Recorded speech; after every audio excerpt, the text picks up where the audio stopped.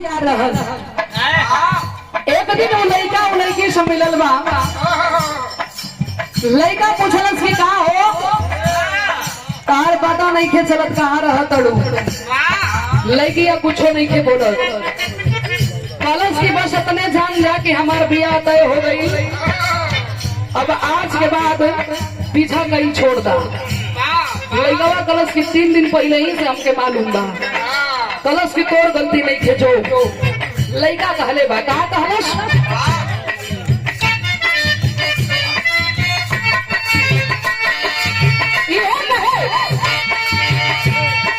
छकरा से लभ कैलू ओकरे से परेशानी बा हो।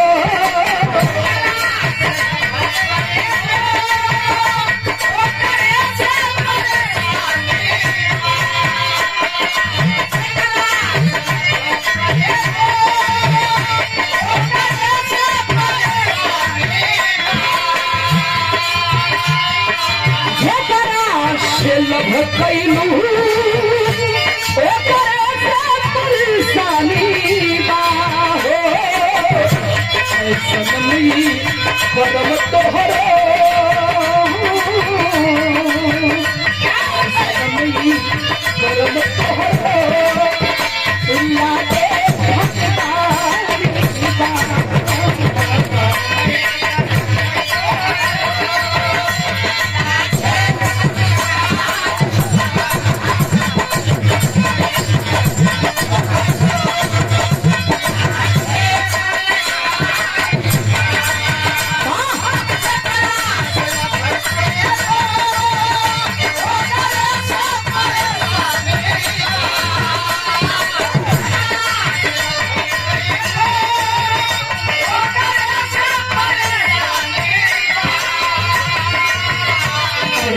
नहीं करम तोहरो,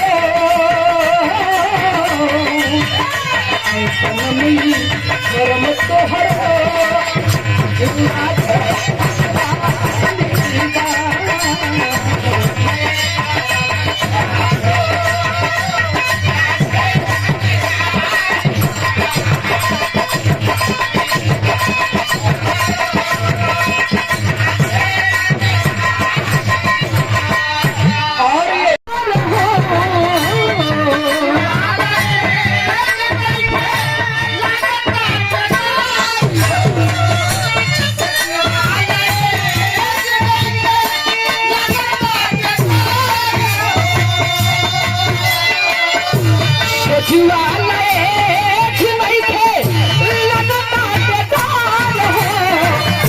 मुझे तो पलम बही कांगे दान पाया हो, मुझे तो पलम आया बही कांगे दान पाया हो।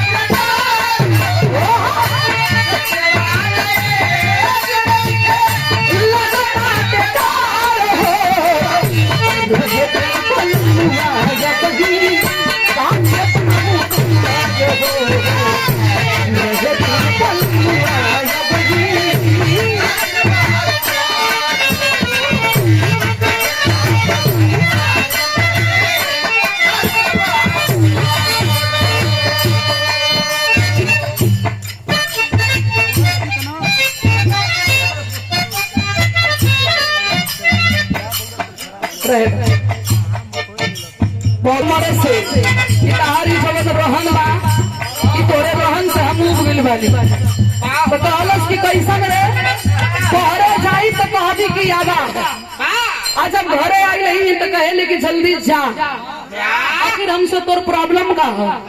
तब मेहरारू कहले बिया का कहलस